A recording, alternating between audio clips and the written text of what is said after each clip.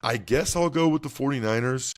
I think they'll win against the Cardinals, but after two poor performances in a row by the Cardinals, I'm expecting Kyler Murray and Arizona to come out and play much better in a division game. I think You're tuned in to the Ross Tucker Football Podcast, guiding your gridiron journey, none other than your host, former NFL lineman Ross Tucker.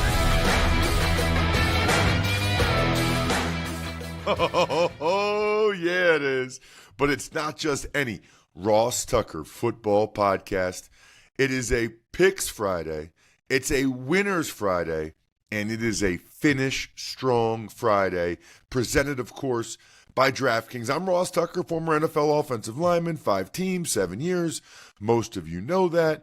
I got another doubleheader this weekend, which I'm fired up about. I'm actually recording this in Colorado Springs, Colorado this morning because tomorrow at noon Eastern time, I've got Navy against Air Force, the first leg of the round robin that's known as the Commanders-in-Chief Trophy. It is absolutely electric. Love these Service Academy games. So fired up for tomorrow's game. Really encourage you guys to check it out if you can. Then I'll go right to Kansas City, and I'll record Monday's show and Tuesday's show from Kansas City because I'll be in the booth with Kevin Harlan Monday night for the Saints and the Chiefs on Westwood One, which, by the way, you guys can always stream now, westwood1sports.com, or you can stream if you want on like the NFL app, NFL Premium or whatever it's called, NFL Plus. What's it called, Jack? Do you know? NFL Plus, yeah, like there's NFL Plus, I think is what it's called, yeah. Yeah, NFL Plus. Anyway, you can stream it there as well, which is pretty awesome. Speaking of awesome, that game last night was incredible. I was out with the rest of the crew for the college game tomorrow, and we were all watching it together. You know, the first 3 quarters, then came back and I watched the fourth quarter back in my hotel room by myself. Might have been the game of the year so far. Absolutely amazing. I'll get to that momentarily. But first, we got winners. We got people that go the extra mile because they love the Ross Tucker Podcast Network. People like Jordan Smith, who made a comment on Facebook. Yep, I saw it, Jordan. Facebook.com/Ross Tucker NFL. Actually, I think that was Ross Tucker Pod on Facebook. So you should follow Ross Tucker Pod, Facebook, Twitter, Instagram, and then follow at Ross Tucker NFL on those same as well as TikTok. But Jordan Smith made a comment on Facebook. So we love that. Thank you, Jordan. Ross Tucker Pod on Facebook. So you get assigned whatever. You want one of these press passes I've gotten this season, or you want a football card or a picture, let me know. Just email me, ross@rosstucker.com. Include your address, and I'll shoot it to you. And then sponsor confirmation email winner, Tom Duttweiler.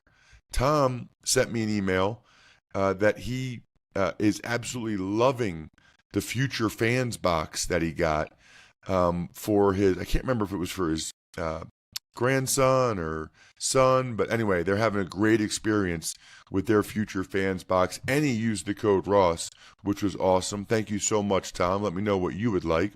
And then the YouTube shout out is William Osborne, youtube.com/Ross Tucker NFL. Absolutely love sending you guys a customized video for whoever you want the shout out for.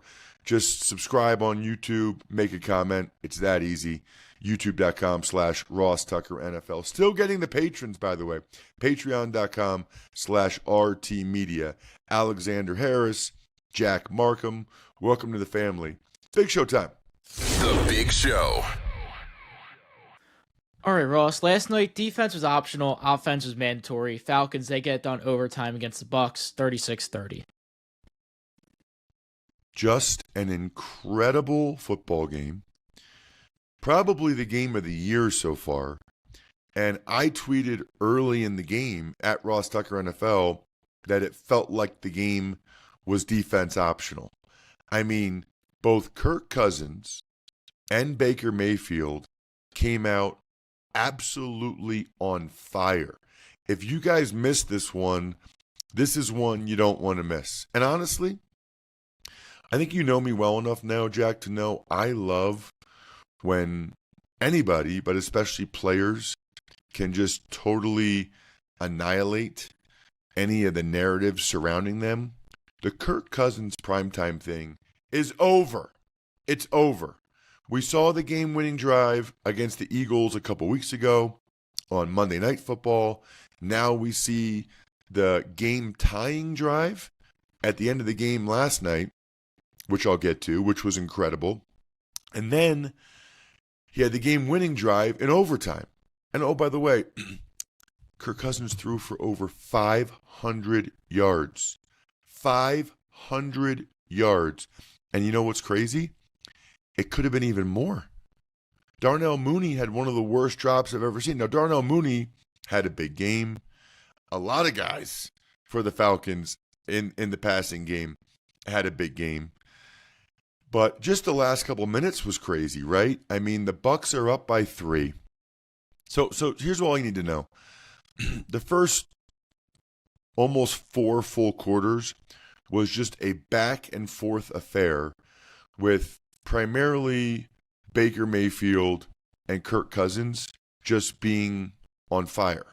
Just absolutely on fire, which was awesome. And everybody was getting involved. Everybody. Mike Evans, everybody on the Falcons. Big night for Drake London and Darnell Mooney, etc. But just the last couple minutes of the game, I mean, Bucky Irving fumbled. Well, first, I think what happened was, gosh, there's a lot that happened. I'm trying to go back over it in my head, Jack. So first, the Bucs are looking to run the clock out. Okay, they have the ball with less than 2 minutes left, and Bucky Irving fumbles. Bucky Irving fumbles the ball. Okay, so then the Falcons get it, and the Bucs were up at that point 3, and they were in Falcons territory. Falcons get it. This is their time. They can't muster. They have a penalty. They have the bad drop by Mooney, and so then Kirk Cousins, it's like 4th and 15. He has to fit the ball in there. Levante David intercepts it. So similar to when Gardner Johnson made the play for the Eagles, you felt like, okay, well, that's probably it. You know, that's probably the game. The Bucs have the ball, blah, blah, blah. Except the Bucs, they're not able to even get a field goal because there's a holding penalty on Graham Barton, although they missed a face mask penalty, which was egregious. So the Bucs get moved out of field. They were in field goal range. They get moved back out of field goal range. They end up punting it. The Falcons get the ball, and Kirk Cousins, they completed a pass to Drake London with 8 seconds on the clock, and somehow all got down there fast enough to spike it with 1 second. It was incredible. And next thing you know, Younghoe Koo is drilling it to go to overtime. Then in overtime, Cousins leads him right down the field. Kadero Hodge takes like a 45-yard pass all the way to the house, and that was the game. Just an incredible, incredible football game all the way around. I mean, I loved it. It's almost good enough that if you didn't watch it, you should go ahead and watch the replay because it was that good. Speaking of that good, that's how I feel about West Shore Home, and that's why we're going to do another project, and it's going to be the entry door to the detached garage, like my studio. So you guys will actually get a chance to see my studio now if you go to westshorehome.com/Ross.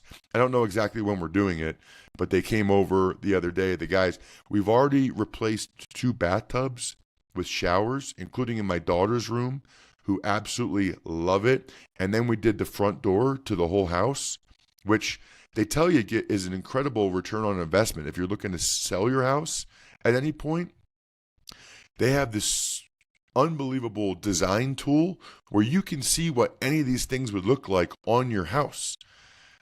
You know, you can see what it would look like. It's like that technologically advanced. Really, really impressive. Anyway, my listeners, that's you guys, can get free installation with 48 months, 0% interest, plus an extra $500 off.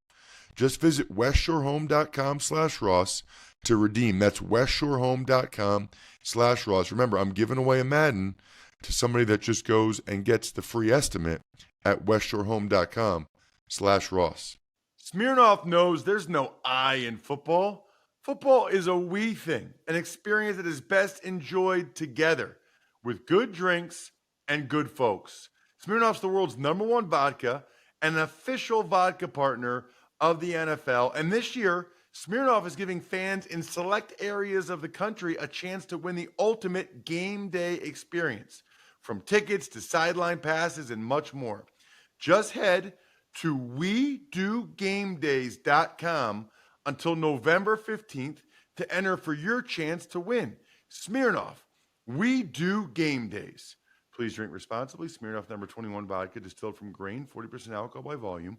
The Smirnoff Company, New York, New York. Please do not share with anyone under legal drinking age. No purchase necessary. 21 plus. Ends 11/15/24. See rules at website for participating areas and other important details. Sponsored by Diageo Americas Incorporated, New York, New York. Want to know which team is going to win every single game on Sunday? Then listen up. All right, Ross, we'll kick off Sunday morning. We got the Jets technically at the Minnesota Vikings. Technically not at the Minnesota Vikings, Jack, because it's in London, across the pond, in Tottenham. That game's going to be awesome. There's a lot of awesome fans over in the UK. A lot of them happen to be listeners of this show. I love when you guys get a good game over there. I love the absolute kaleidoscope of colors. I've kind of gone back and forth on this one because it feels like this is just the way the NFL works. Vikings are riding high. They're 4-0, best team in football, blah, blah, blah. Meanwhile, the Jets coming off a really bad loss at home against the Broncos. I call it a gut feeling. I don't know. Call it whatever you want. I think the Jets get this done. I don't think the Vikings are going like 10-0. This would be the type of game that they would lose. And I do think the Jets will bounce back. You know, with their aspirations this year, they need to bounce back. They can't go 2-3. I think Rodgers plays much better. I think they pick up Brian Flores' blitz. I think they're able to get after Sam Darnold, get some pressure on him. I might be wrong, but I'm taking the Jets to get this win. I think it's 20-17. The Jets in Tottenham, and you can let the doggies out. Ross's Underdog of the Week. Next, we got the Carolina Panthers at the Chicago Bears. So I think the Bears will win the game. Now, I do think it'll be a close game, like a field goal game either way. And I think there'll be a decent amount of points in this one because Andy Dalton's playing pretty well, and the Panthers' defense isn't that good. But, hey, don't look now. But this is a great opportunity for the Bears at home to get to 3-2. Then you're starting to feel pretty good about where they're at this point, which I think is a very, very realistic possibility. The Panthers' defense is just really struggling. I mean, and now they lose Shaq Thompson for the year. I mean, it's going from sort of bad to worse for the Panthers' defense. So I think this might be like a breakout game a little bit for Caleb Williams, where he makes some plays and looks impressive. I'll go Chicago 23, Carolina 20. I think Andy Dalton can score a few times, but not enough. Bears get it done 23-20 at home. Got an AFC North battle. Baltimore Ravens there at the Cincinnati Bengals. Gigantic game. An absolutely gigantic game. And this feels like another one of those games where everything's saying, oh, the Ravens are on a roll, and the Ravens just won this game, against the Bills, and they blew them out, and the Bengals. I'm a little bit concerned, maybe a lot of bit concerned about this Bengals defense. They haven't really shown that they can stop anyone yet, and now they have the Ravens coming to town. I do think the Bengals are sort of the more desperate team, and I feel like this game could go either way. But I'll take the Ravens. I just haven't seen it at all from the Bengals defense to have faith in it, whereas I've seen it from everything with these last couple games with the Ravens football team. So give me the Ravens, a decent amount of points in this one because Burrow's been on fire, and I think you can put up points against the Ravens secondary. I think it's 27-24 Baltimore. Good game, another good game. Buffalo Bills are at the Houston Texans. Ooh, man, there's some good 1 o'clock games. I mean, first of all, the morning game, Jets Vikings, is incredible. But then you look at some of these other games. Ravens Bengals is juicy. Bills Texans, that might be the game of the day. I guess I'm trying to look and see what the later game of the day is. Is it Packers Rams? Man, that's interesting. I think I'd rather watch Bills Texans in the marquee slot. So I think the Bills are going to bounce back in this one. I don't think that that's who they are Sunday night. I think they're a resilient group, so I think they will bounce back. But I still think there will be a decent amount of points in this one. It's kind of the Stephon Diggs game, if you will. I just don't think the Bills are going to lose 2 games in a row. But look for the Texans to do what Greg Cosell said yesterday and really try to put those second-level defenders in conflict because the Bills, it's all backups at the second level, right? That's what Bobby Slowick, the OC for the Texans, is going to do. He's going to try to put the Bills' second-level defenders with no Taron Johnson, no Terrell Bernard, although those guys were limited in practice the last couple of days, and no Matt Milano. Try to put them in conflict. I think the Bills will do a better job. I think this is another high-scoring, fun game. This is going to be awesome for the red zone on Sunday at 1. Give me the Bills to win kind of a shootout here in this one. 28-27 Buffalo. Next, we've got the Indianapolis Colts at the Jacksonville Jaguars. I haven't even seen, Jack. What's the latest on whether or not we think it'll be Anthony Richardson or Flacco? I have not heard anything one way or the other particularly. I feel like at this point I would assume Flacco, but yeah, I'm not really hearing one way or the other. I think it's going to be Flacco because I think they want to make sure that when Richardson goes back out there, he's like 100% and can run. It also doesn't sound like Jonathan Taylor is going to play. Jonathan Taylor has that injury, and I just think without Taylor in the running game, even more of a reason to have Joe Flacco at the helm. And because of that, look, I'm a big Joe Flacco guy. I'm picking the Jags to get their first win. I think the Jaguars, they're not going to be 0-12. They're going to get a win at some point.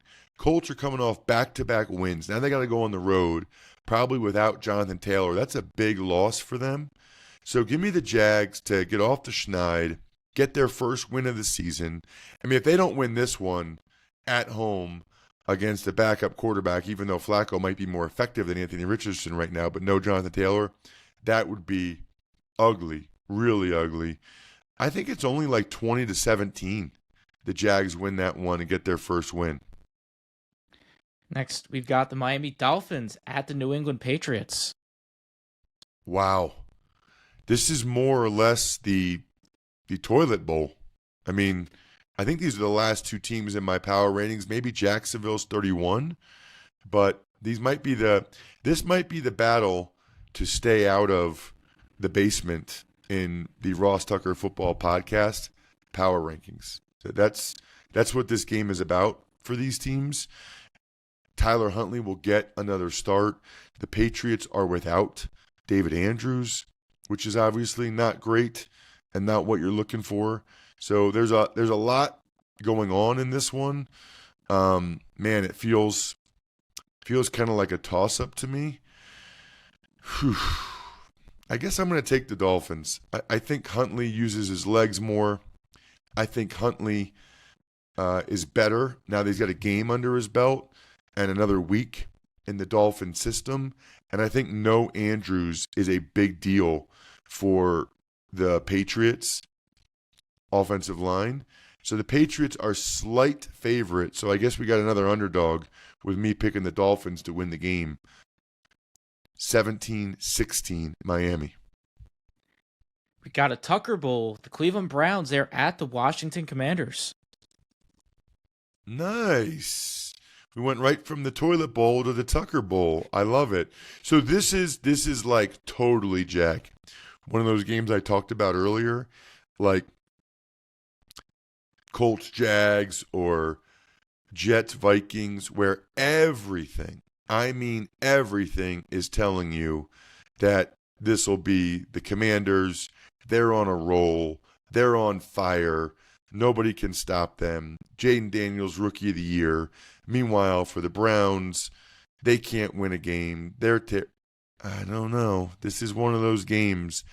I'm not going to pick it to happen because the Commanders have been on such a roll, and also because the Browns are in a bad spot right now in terms of just all the mistakes that they've been making. So I'm not going to pick the Browns to win the game, but wouldn't be surprised at all. I do think it'll be a good game, and I do think the Browns defense will do a better job than these other defenses have against Jaden Daniels. I'm still going to go Commanders, but it's more like 23-20. Got the Las Vegas Raiders at the Denver Broncos. The Raiders. A lot of stuff swirling around the Raiders, of course, with the rumors about a trade for Devontae Adams, and Antonio Pierce is focused on the guys that are there. It sounds like Max Crosby will play. The Broncos kind of believe right now, both these teams coming off of wins. The Raiders found their run game, which I think was huge, and they showed with Gardner Minshew that they can move the ball even without Devontae Adams, and getting Crosby back would be significant. I don't expect there to be a ton of points in this game. I think this is like a lower scoring game. Feels like it could be 17-13 either way. The most consistent group in this game has been the Broncos defense. So I like to, in a situation where there's a lot of unknowns or I don't really know what to expect, I'll go with the unit that I have confidence in, and that is the Broncos defense. 17-13 Denver. Arizona Cardinals at the San Francisco 49ers. You know what's funny is for the second week in a row, I'm going to make the Niners my Larceny lock of the week.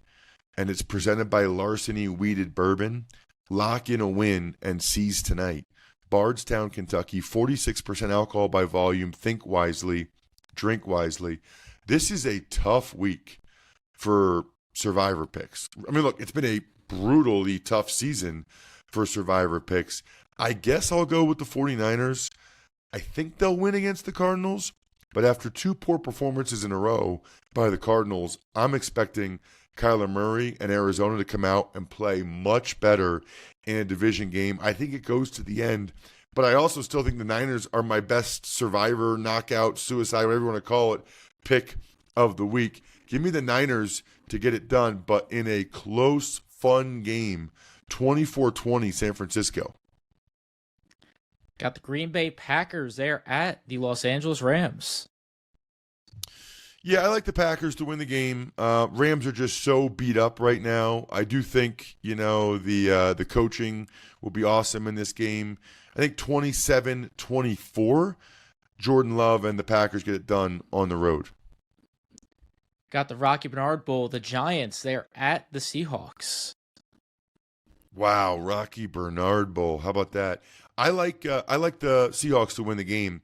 It doesn't sound like Malik Neighbors is going to play with his concussion, even though that was 10 days ago. That's not a great sign, that he's still not out of concussion protocol. And without him, I mean, the Giants are a totally, totally different team.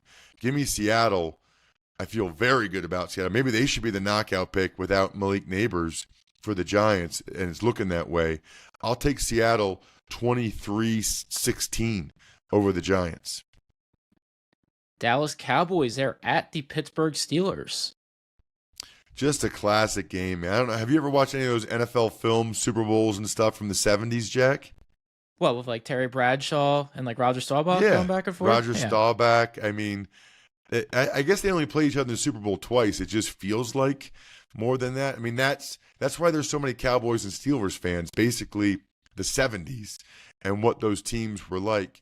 I got to go Steelers. I mean, the Cowboys are so beat up coming into this one. I don't think Brandon Cooks, DeMarcus Lawrence, Brandon Cooks, I mean Micah Parsons, that's too much to overcome. Steelers offense starting to click a little bit more. I think it's 23-17 Steelers. And we'll wrap things up with the Saints. They're at the Chiefs.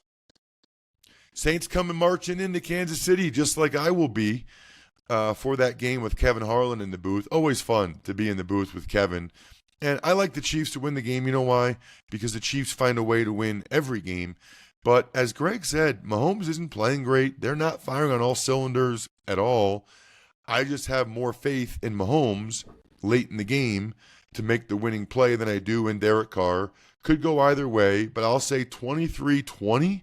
The Chiefs ultimately get it done because that is more or less what the Chiefs do. Other than that, have a great weekend, everybody. Check out the other shows. I think we're done here. Thanks for tuning in to the Ross Tucker Football Podcast. Make sure to also check out Even Money, Fantasy Feast, and College Draft, all on the DraftKings Network, YouTube, or subscribe to the podcast on your favorite platform. Shout out myfrontpagestory.com. Love me some myfrontpagestory.com because I love making sure people in your life know how special they are to you. Get a handmade story by a professional all about a loved one in your life. Myfrontpagestory.com. Backofficeschedule.com. Humanheadnyc.com.